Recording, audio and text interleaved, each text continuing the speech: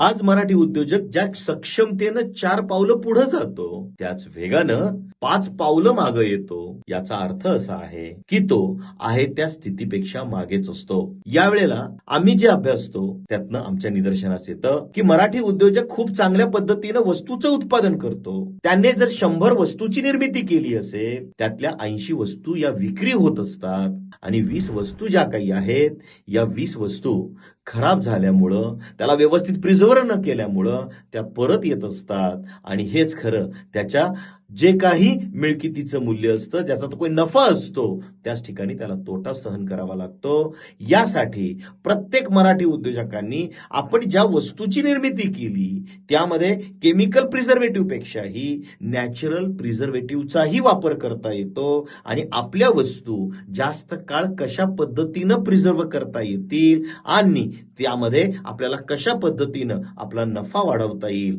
याकडं लक्ष देणं अत्यंत गरजेचं आहे. एवढंच.